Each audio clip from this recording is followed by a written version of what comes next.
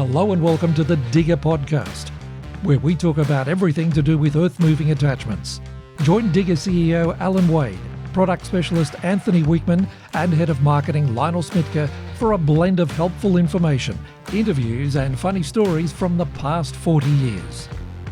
Hello and welcome to Digga's first podcast. My name is Lionel Smitka. In each episode, I'll be joined by Alan Wade and Anthony Weekman. Each month, we plan on bringing you a new podcast covering a wide range of topics within our industry. From time to time, we might bring in some guests, industry legends and experts in their fields. For today's podcast, I thought we'd start by introducing the panel. Find out how the guys got started in the industry, and we'll find out how Digga got started 40 years ago. So we might start with you, Alan. Tell us how you got started in the industry.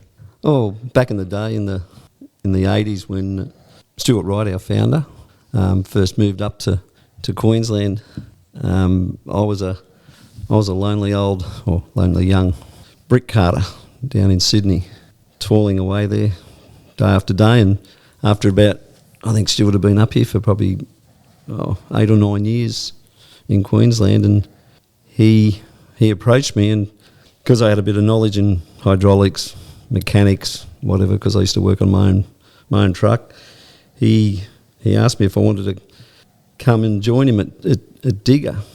So, how did you know Stuart in that first instance? We were brother-in-laws of course. in past lives, and we might leave that for another episode. Yeah, that's probably that's the up late version. That's a 9. Yeah, after 9:30 when the kids are in bed. I started back in those days. There was no computers. I think everything was still, typewriters, and I remember typing out an introductory letter and got the yellow pages. For those who don't know what the yellow pages are, it was a big book with a whole lot of people's names and phone numbers in it, and that's what you used to find people in those days. Anyway, I got the yellow pages out and went through and found earth-moving excavating, and I think it was boring and drilling sections. Sent off a couple of hundred letters to people, and in my first month I got 14 replies. So I thought that was a pretty good start, and started pushing the first wear parts, auger bits, and then we got into selling chain reduction drives in the post-hole borers, and then later on, trenches came into it, and it went on from there until basically the digger side of my life took over from my brick carting days, and I sold off the brick truck and went full time into digger, and here I am. I'd say I've been with the company now 30 years, and certainly been a ride, and a good ride at that. So you started the New South Wales branch? I started when as work picked up in New South Wales. Of course, it was I had to set up a branch, and I found a small unit in Moxham Road Punch Bowl, and that was an interesting place in itself. Started with a single unit there, and sort of built that up, and I think we. After you outgrew the shed at home. Oh yeah, that's right. Well, that was the first Digga New South Wales facility. Yeah. Shed. I think there's plenty of guys, hopefully listening, that will remember coming to my place in Engadine. It was a very honest system in those days. They had all the wear parts are in a small garden shed in my backyard. Guys would just come along, walk down the side into the garden shed, count out what teeth or pilots or whatever they needed, scratch a note on a pad that I left on the desk, and I'd come home at night and here's a couple of orders. Someone's come along, help themselves to the parts. But the good old days that just like an honour box, like a box of fruit out the front. Yeah, like selling fruit out the front. It's just an honour system, and no, they were good days, those. But growth. We get to grow. We then I went down and started. Used the same footprint to start Victoria. Started a branch down there, and then after, the history goes on. But it was in the 2000s then that I started flying virtually on a Monday flying to Queensland and coming home on a Friday. So it was a change. So then I think 10 years later after that, I moved to Queensland permanently. So I've been up here. You took on a general manager's role? General manager's role came about when I was actually working for the company when we were in the US in Kentucky. Stuart and his wife Susie asked me to come over and give them a hand in getting that up and running. I came across and Stuart and Susie came back to Australia, and so I stayed there and was running that branch. And it was while I was there that it's Stuart, and he had his brother as a CEO of the business in those days. They rang me up and honoured me with the position of general manager for the companies, which was a pretty proud moment for myself. And from there, the US business grew, and there was a lot of people involved in that, but and there's more to talk about other people involved in that later. So yeah, we'll touch on the history shortly. Yeah. Anthony, you've had a couple of tours of duty with Digga. Yeah. You first started in New South Wales working with Alan, and tell us your journey. Yeah, so I started as a young kid, straight out of school. I joined a company called Pengo, which later became Universal Augers. So that's where I sort of learnt augers, and bit of an all-rounder there. Did sales, dispatch, servicing, as I said, building the augers and all that sort of thing. So that went on for a little while, and then things happen and move on and change, and I ended up in 2000 joining Alan and the New South Wales team. I think my first rollout was I was going to attack the hire and rental game. We were going to chase the hire and rental. It was starting to kick off with the likes of Coates and Kennards and all those guys starting to get bigger and bigger. So I was going to go after those guys, and so joined the team, and that's when Alan then Digga was on a huge growth spurt, and Alan moved into his general manager's role and all that sort of thing, as he's just mentioned, and so I moved into the state manager's role, and we grew and grew. New South Wales went from, I think we sort of had about 5 guys when I joined, and the next sort of 3 or 4 years came along, we're up to nearly 20 staff, and manufacturing the augers and lots of other bits and pieces in our own facility in Preston's in Liverpool. We had a couple of different factories in there.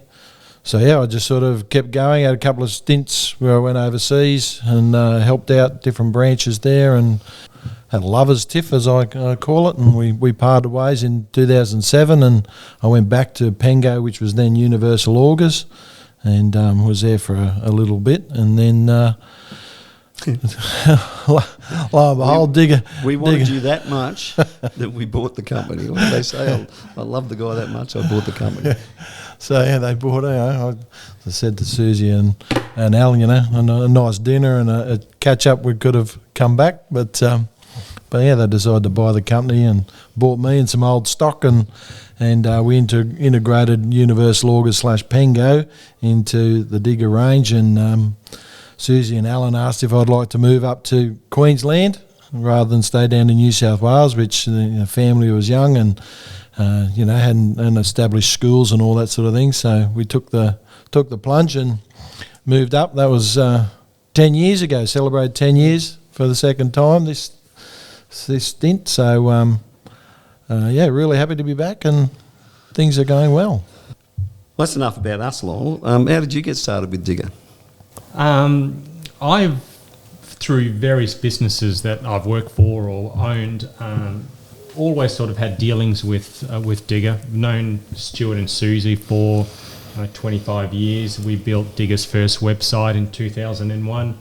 So always, whatever business we did, there was always some sort of connection with Digga. And we'd sold our last business, and we were planning on taking 6 months off. And I ran into Susie, and she asked what we were doing, and said, I've just taken some time off. And she said to me, come and run my marketing department for 6 months while you're having a break. And that was 11 years ago, and I'm still here and still enjoying it. Well, that's enough about me. Let's talk about Digga. Digga was started by Stuart Wright in 1981. Stuart is still a shareholder to this day. Stuart used to supply wear parts to the earth-moving guys out of a caravan park in Brisbane. He used a telephone box as his office. Can I just elaborate a little bit more on that?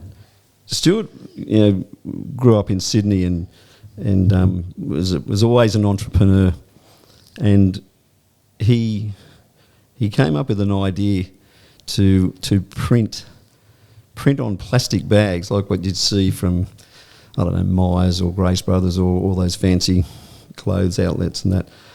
And he put a company together called Sunplas, which was Sunshine Plastics, because he was moving to Queensland and bringing this business up to the Gold Coast.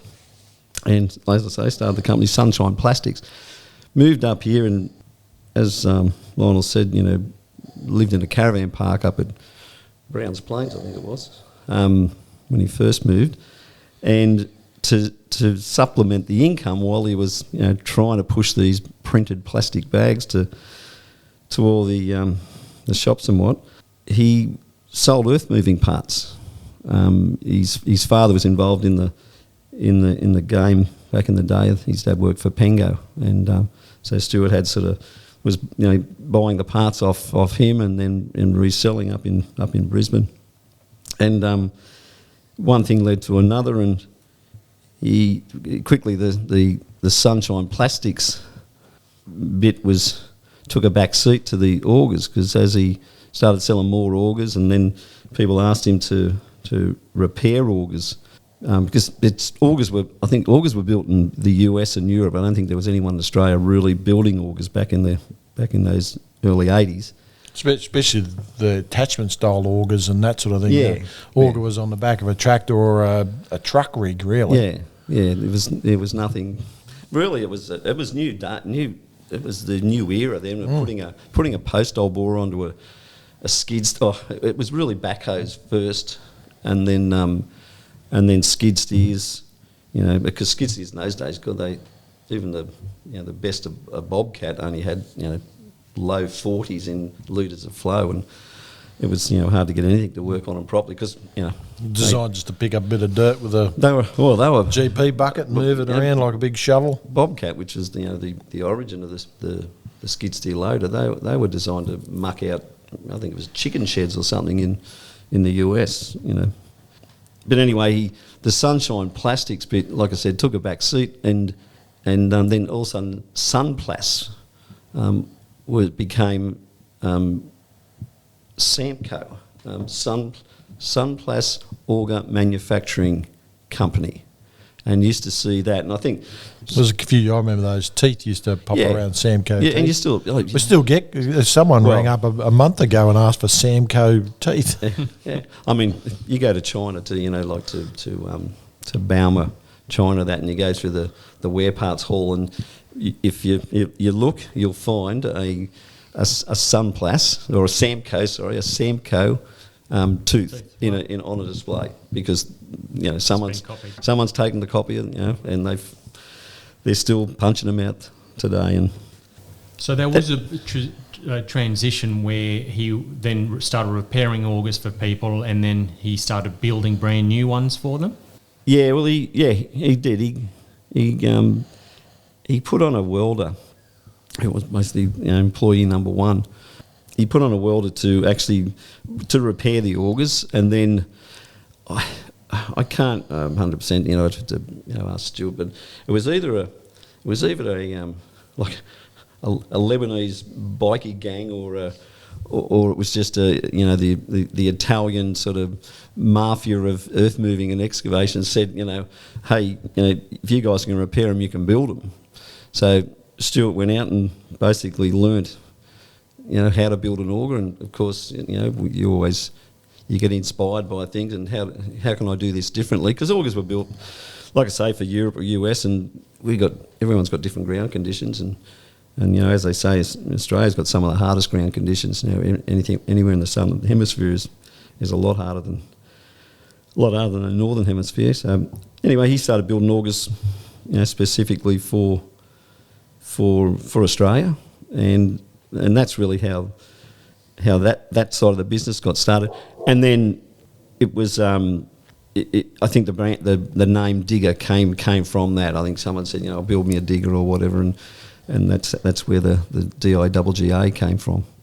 And then he started building chain reduction auger drives, that again to hang off backhoes or the skid steer loaders, and that was in the early, I'll say the mid 80s when I started in the business in 90.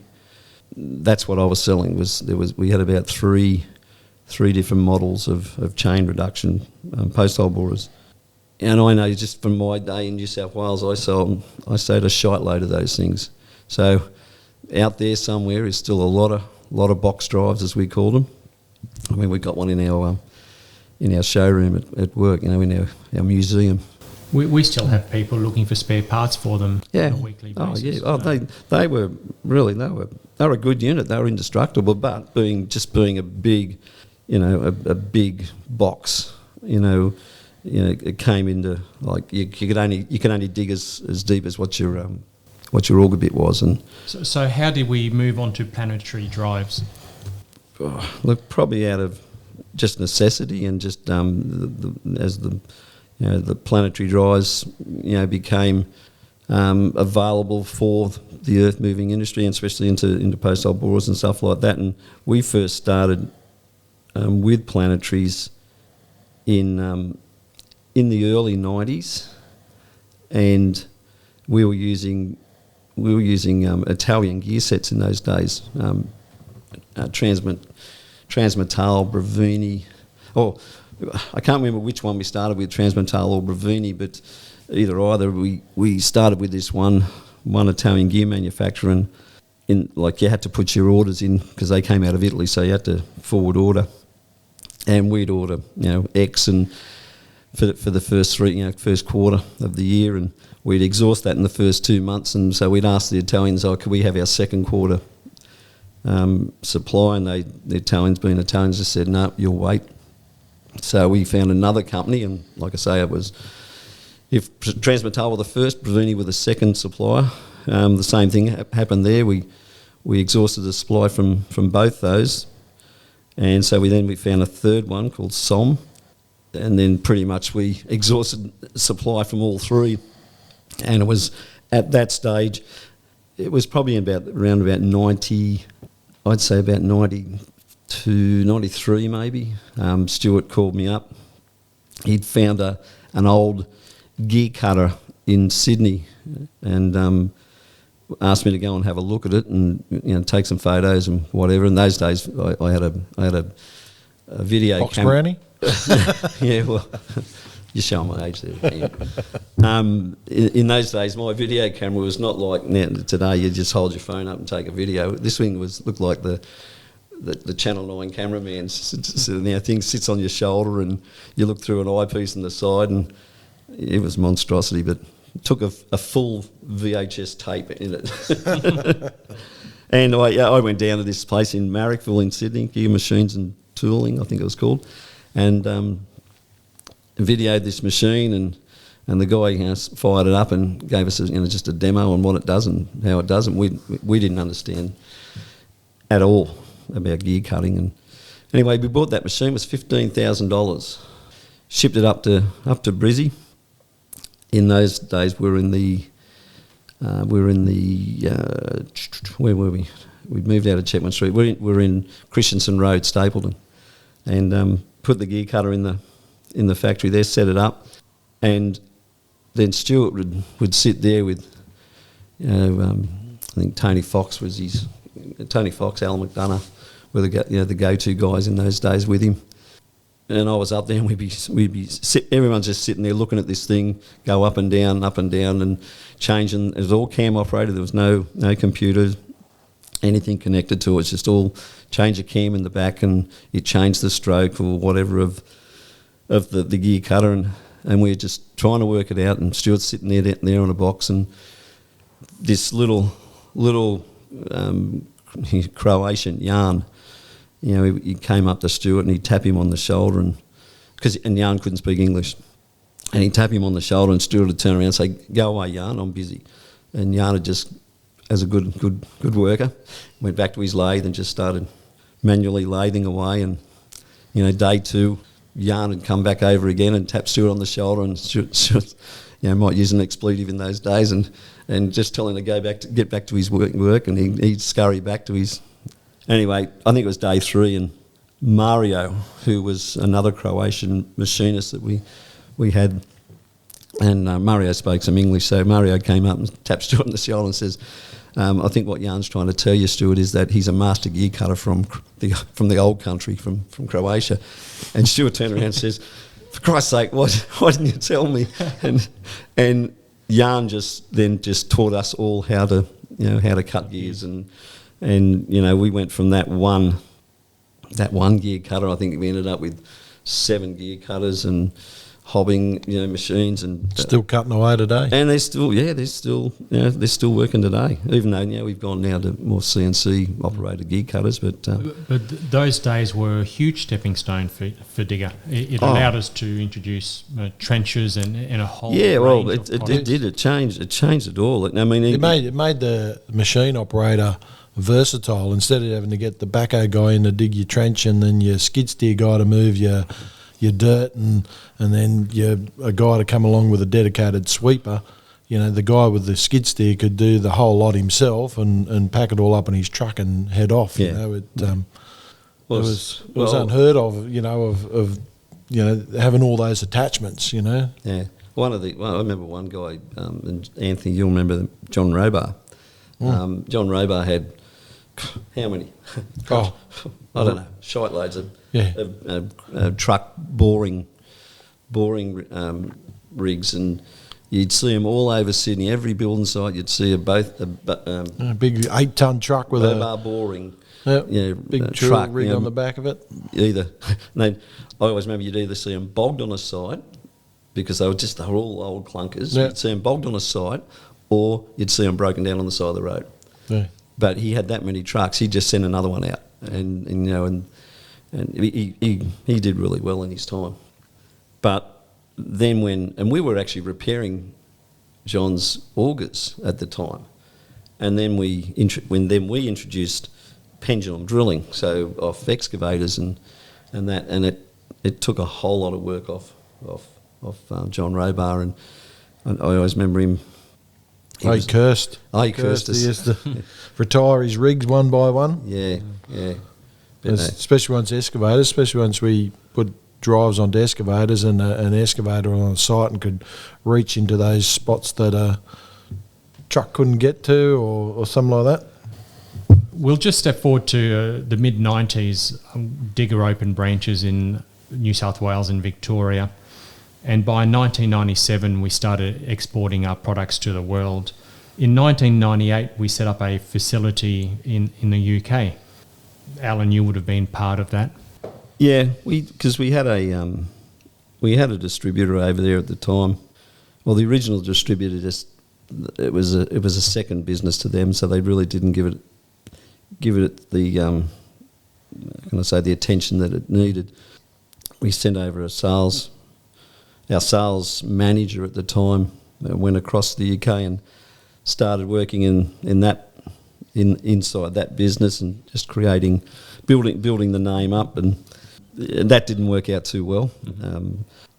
So we then went back over to the UK. When I say as ourselves, as Digga, and I was involved in going over there and setting that up.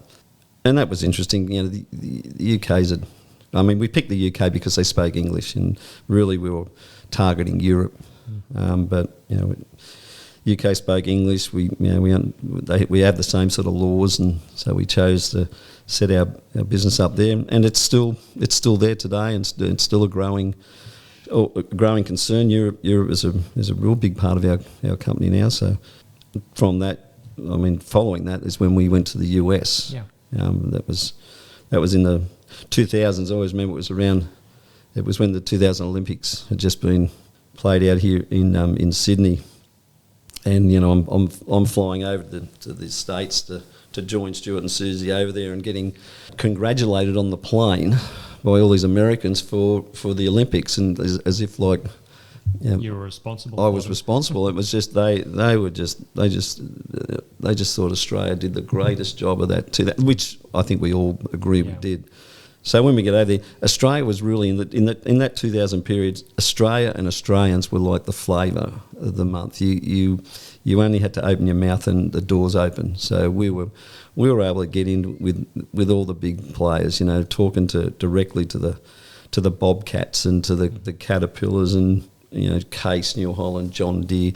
We were straight into the boardrooms of the biggest earth moving companies in the world, and great getting our name out there, and so we set the factory up over there in Kentucky. I think I spoke about it a little bit earlier about Kentucky, and that didn't last too long. Oh, not that it didn't last too long. We signed an agreement with a company called ATI, which was a parent company of like Macmillan Auger Drives, Major Brooms and Bradco were trenches. So there was sort of a couple of companies under that, and so we signed a supply agreement with them.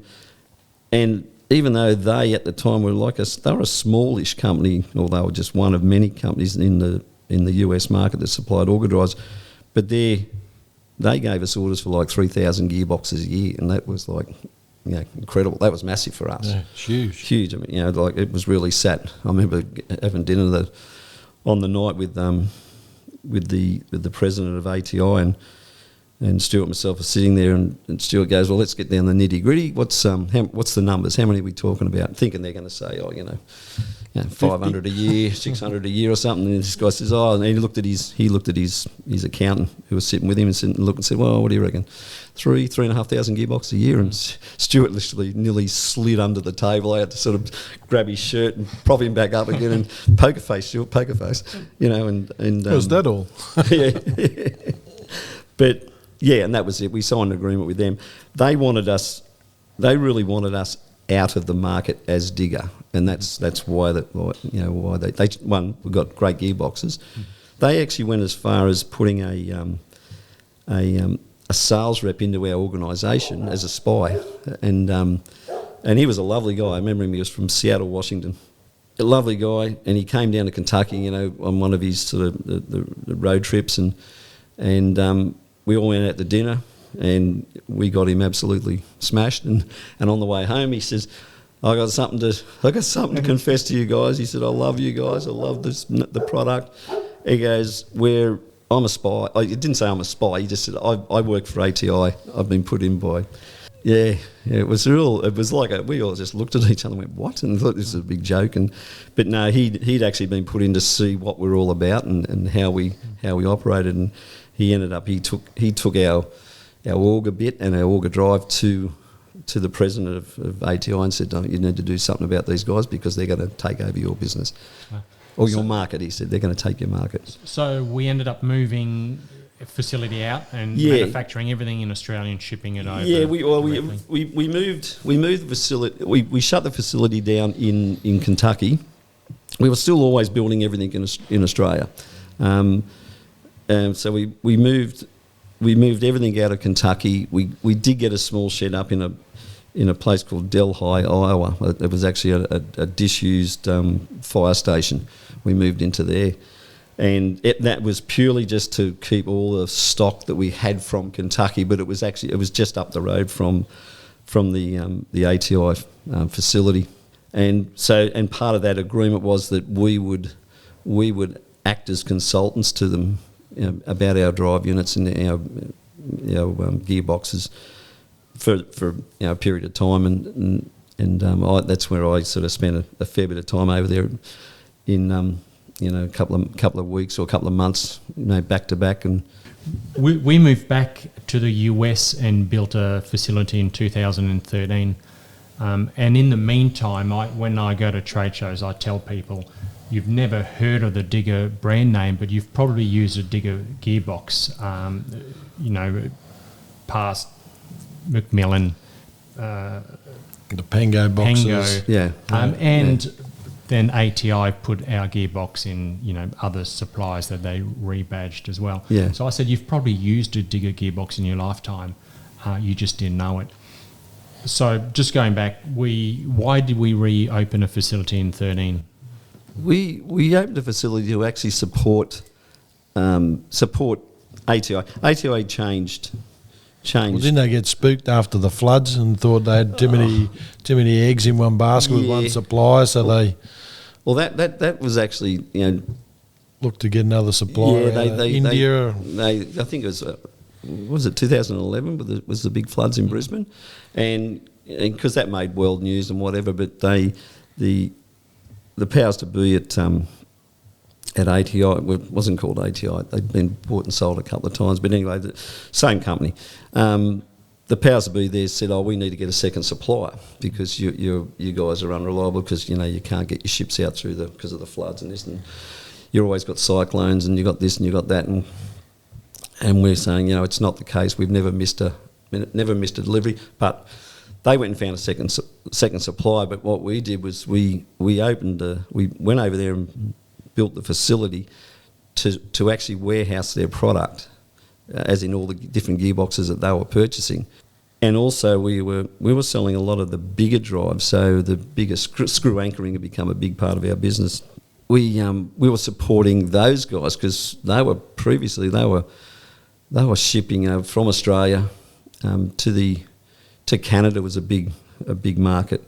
So the facility in Dyersville, Iowa, became a sort of a warehouse facility to support the ATI product, and it also became a support facility for the bigger gearboxes in North America, Canada.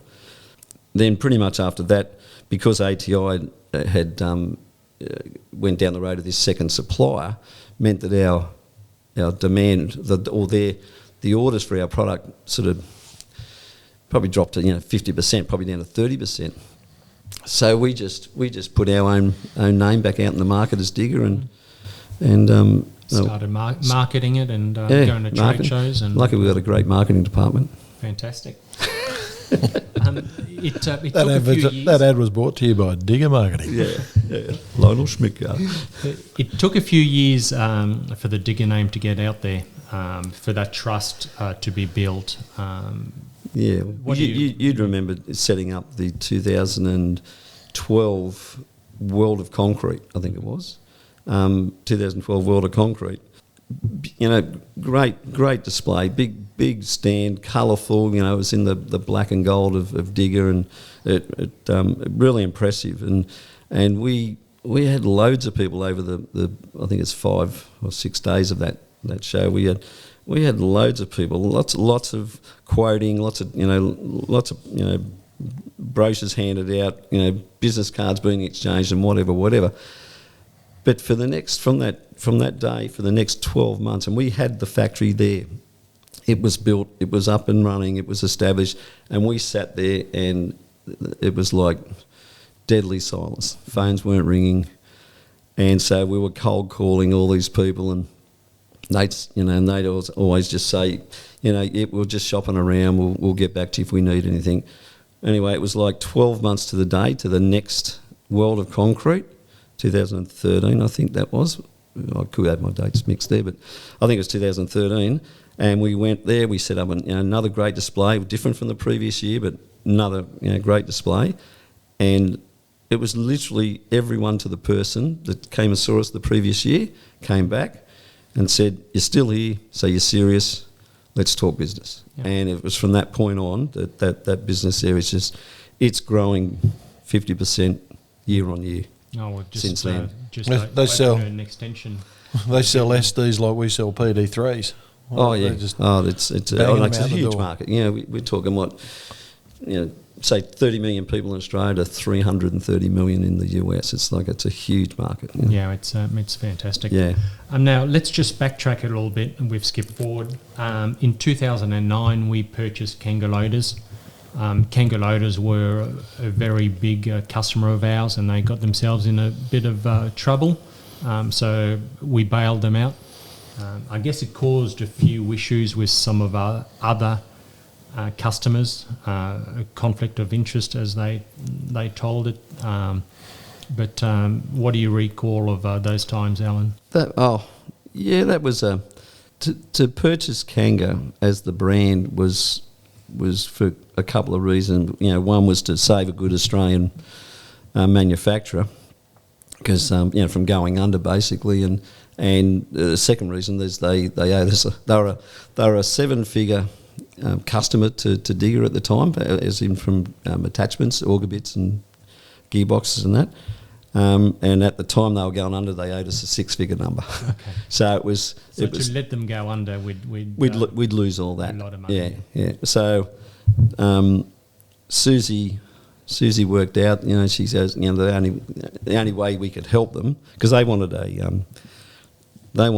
like an assist, a rescue package, and Susie said, well, the only rescue we can do is buy your asset, which is basically the brand and the machine, and that we left all their liabilities alone. That was for them to work out, and we took over that business in 2009. Yeah, you're right, Lionel. There was some sort of resistance from everyone, because you went from being an attachment manufacturer to a machinery manufacturer. Well, it was actually two separate businesses to us, and we kept it that way. We really kept it as arm's length away from Digga, and we still do. And we still do. It's still run. We actually started to build it back up to be the business that it was, and move it on. But it actually became quite an exciting brand, being another Australian manufactured product. It was became an exciting brand to work with, and so we've kept it up to date, and it's going quite well on its own. And, Well, once it got the manufacturing ability of Digga behind it, they could turn the machines out much quicker. So again, they could compete with imported products. Again, I guess with turnaround times, because their turnaround times were always the hardest thing that they had to move them on. So now that they've got stock, they can move them quite quickly. So 2010. You mean Universal Augers? We bought Universal Augers. That allowed us to bring a much larger range of drilling tools, custom augers, into the Digga core range. And Anthony was instrumental in bringing that up. And now it's just part of our business, part of our everyday business. We never did. We never manufactured core barrels or drilling buckets. No, well, the rotating pick, our dedicated rock auger, that sort of came in. The DR auger, and even that's expanded. That was really just aimed towards a 20-ton excavator, and now we do that dedicated rock across the whole range from our 4 series through to our 11 series, and then all the customs, the CFAs and cleaning buckets and all that we do now. So, look, there's a lot more history we could be talking about, but the last thing I want to touch on is in 2016 we had a fire in the facility. What we thought was potentially a small fire that would put us out for a few weeks ended up being a total factory rebuild. I'd hate to know how many millions we spent rebuilding. But we moved out of that facility in days and were up and running, manufacturing in another facility. Most people probably didn't even realise we missed a beat. So it was incredible times. Alan, you would have been close to the. It was. I mean, it was devastating. I remember, getting the call to say that that there's been a fire at the factory, and at first it was just it's only minor. It was in the engineering area. I think they said that Rui Sataro's desk had exploded from internal combustion. What's that? Because he's always got that much paperwork on his desk that it had exploded from that. But it turned out it was in a small area of the factory, but with as we know what the damage fire can do, and the soot, the toxic soot, went through the factory. Everything was melted. it was pretty devastating. But anything that wasn't painted was rusting within hours no, pitted within days. All our machining centres, anything with a motherboard on it was destroyed because of the toxic smoke and toxic nature of the. Well, they say that the humidity went from like negative to a plus 100 in when they quenched the fire, because it was that intense. And when they quench it, just the humidity and then that's when they say, they call it acid rain. Acid rain just fell from the roof and just destroyed everything. It was overall the four walls and part of the roof in the back factory were the only things left standing. We have new desks, new computers, new everything in the factory. In a way, it was a blessing. Well, they say that there's a silver lining to every dark cloud, and maybe the silver lining in that was that Susie was she had the foresight to actually, we were well insured, and probably a lot of people say over insured, but she always had the thought that we've got a lot of, like, all those propane, all those big gas cylinders outside that feed all our lasers and it was back in those was plasmas back then, but feeding all the plasmas, all the welders, all those cylinders. And Susie always thought if they ever go up for whatever reason, there's a lot. It's not just us, our business would be affected, but the businesses around us would be affected. And so she was always always had in her mind to be well insured, well covered for all of that. And on that day, it's thank God we were. Thank God we were, yeah. And we have a brand new facility where we're able to better compete against imported products. We're able to redesign the flow of the factory, so it ended up. We got to do a lot of the upgrades that were always planned, but never carried out because of the interruption to business. It was always, it was never a good time. We're always busy, and the interruption was always putting us on the back burner to do that upgrade. We had that chance to relay the footprint of our factory. So put the powder coat line in. Put a powder coat line in, all those little things. But just the flow of raw material from where it enters the factory, right through until it leaves as a finished product is now seamless. It's just well, that was an engineering project, really. One of the engineers laid it all out to the ladder. I've got to say, but what it did do when the fire, as devastating it was at the time, how it brought the whole business together. Like, I think then we probably had about 180 workers on the floor in Brisbane, and it was like everyone pulled, just pulled together, and we, when we had to get out of that factory and find another facility, everyone was there, scrubbing things down, just dragging tables out, getting welded out. Even though the welders were all written off by the insurance company, we were still allowed to use them until such time as the new ones would arrive and that. So we dragged all those welders out, cleaned them, pulled the guts out of them, compressed the air, blew them all out, washed them, whatever, and then stuck them in a facility we found 2 minutes up the road. And I think it was the fire happened on a Wednesday. And Wednesday morning, early, and then I think it was the following Monday, so 5 days later, we were producing product again out of that facility we found up the road, which was, but for everyone to do that, people work 24 hours a day. Yeah. Look, it's got to be said, it would have been very easy for Stuart and Susie to pick up and start manufacturing overseas, but to their credit, they stuck with rebuilding a brand new facility that employs local people, and I think that was a fantastic decision on their part. It always has been from day one with Stuart. He's a very proud Australian manufacturer, and it was always been we're Australian manufacturers. We're going to continue to make it here, even though we're always looking after the customer, always servicing the customer.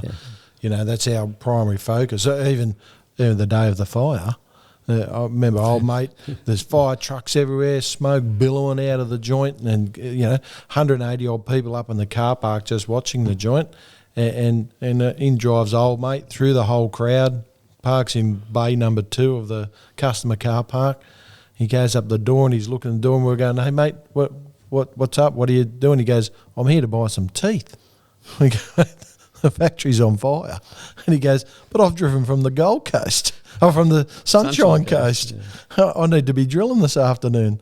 So we waved one of the firemen over and told him to go get the parts out of the wear parts stand and wrote his details down on a scrap of paper and sent him on his way with his teeth to be drilling that day. So even the day we're burning down, we're helping someone out. Looking after.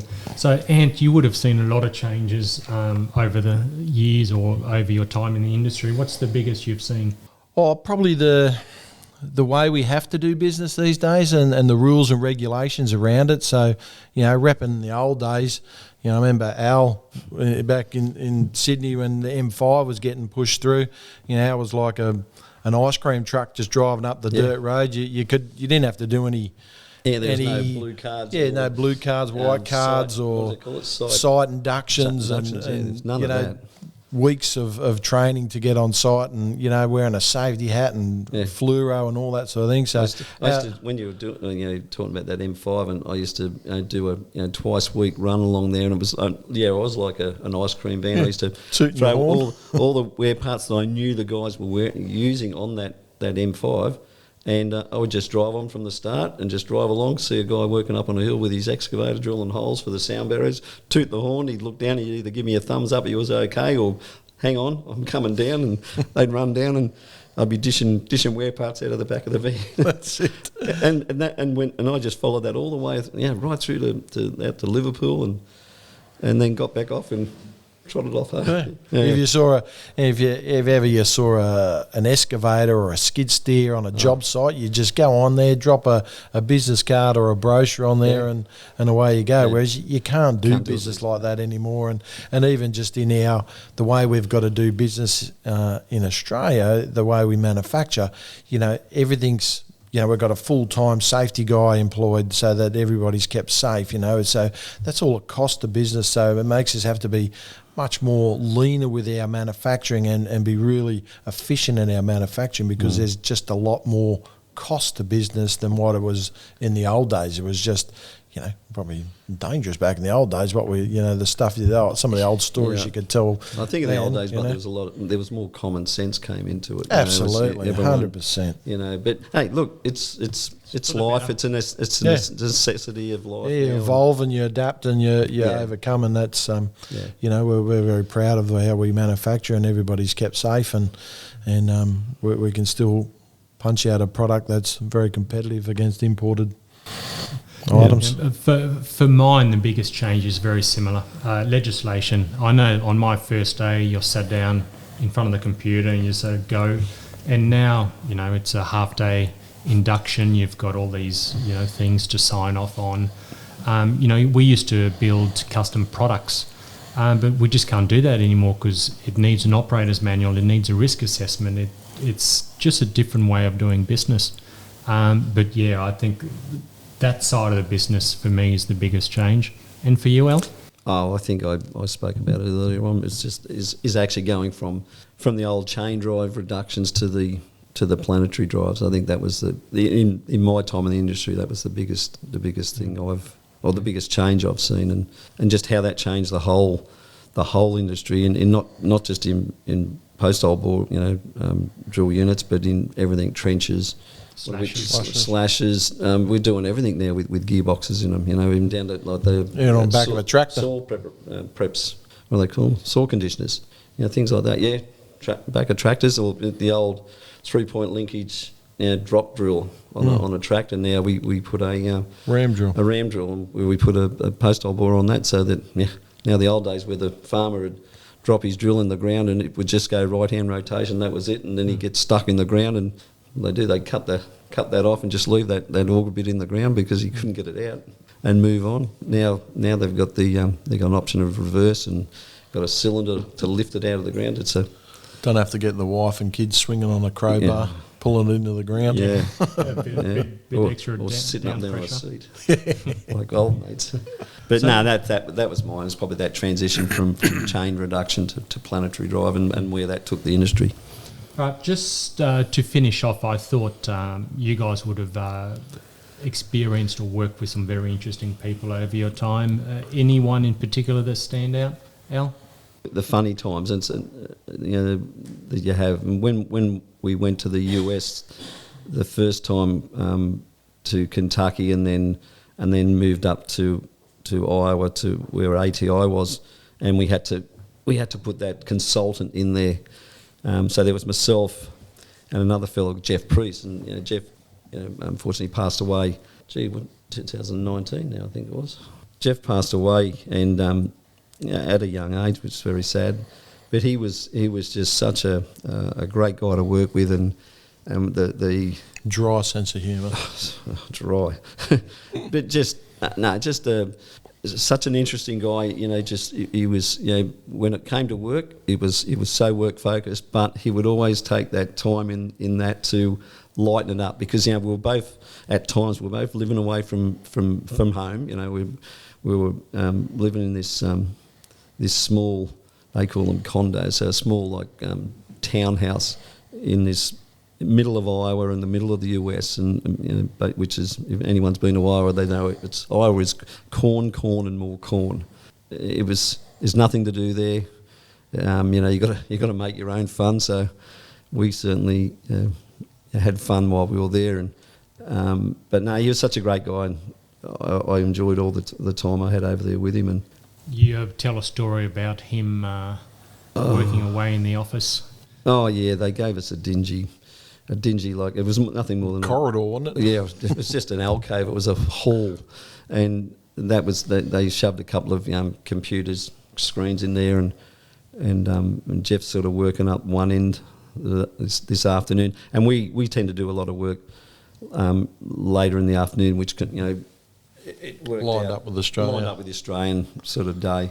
And I'm sitting there, and one of the ATI engineers stuck his head around the corner and was asking me a question about something, and Jeff's up the end just behind me, and he's tapping away on his keyboard like he was typing 500 words a minute. He was just banging away, like just, and just looking over his shoulder at us, and then he'd go back and he just kept banging away. And the engineer guy was just looking at him thinking, wow, boy, he can type fast.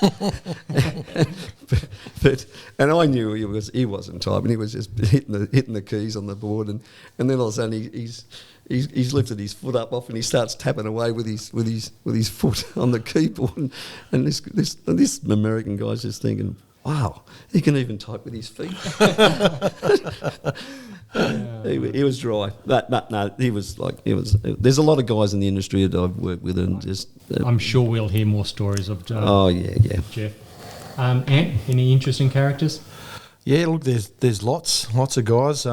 We've got our legal team looking over a few of the stories before we can set some of them out. But Couple have already been. Yeah, blacklisted. One comes to mind is a young fellow. He was our dispatch guy and / delivery guy. So we did a lot of deliveries in Sydney, and let's say he wasn't the sharpest tool in the shed, and we usually tried to check his loads before he took off. But this day we didn't quite check correctly what he'd done, and the day it was going to go wrong. He decided that he was delivering, I think it was about 8 sets of ramps, and in those days we just had a little box trailer. We built some looked like football posts that we stuck into the 4 corners of the box trailer, and they were to do the ramps. So obviously what you would normally do is have a load in the bottom of the trailer so that it sort of kept it stable, but Reed's put all these ramps up on top, and off he sets off into Blacktown. He was going to see Deal Quip at the time and drop these ramps off, and he's missed his turn like he does, because you didn't have sat-nav or anything in those days. You had a map book sitting on your lap, and he's missed his turn. He's just thought, I'll chuck a Yui here at the lights, and it's the middle of Blacktown. He's just hooked it around. Well, the whole top heavy load of the ramps has flipped over and it's on its side. So he's panicked and gone, I can't stay in the middle of the intersection. So he's dragged the whole load for about on its side. about 100 metres up the side of the road to get it off Wheels off at out of the 90 way. degrees. And he's just gouged everything. The A-frame's bent, so we had to send Tony Smart out. He's taken a little portable welder out there, and he's cut and shut and got the trailer back together, and we've put it all back together. The ramps were okay. There was a couple of scratches on them, and we gave a bit of a discount, I think, to deal quickly. Keith was happy to get that, and delivered the ramps. So we had to make a decision that all loads that Reed was doing had to be signed off by somebody else before he took off. So he was a good kid. There's probably too many concussions from footy each week. Yeah. Oh, well, we might wrap it up there for episode 1. We hope that everybody enjoyed it. Tune in next time as we discuss augers and drilling. So we'll get a little bit more serious next time. Until then, goodbye for now. Before we go, if you have a question regarding this podcast or a topic suggestion for a future podcast, let us know by emailing podcast@digga.com. We'll try to answer your questions in an upcoming episode. If you enjoyed this episode of the Digga podcast, don't forget to subscribe or follow so you don't miss the next one. And leave us a 5-star review while you're there. And also don't forget to tell your friends about it. Remember, you can follow us on Facebook, LinkedIn, Instagram, and through our website digga.com. Thanks for listening.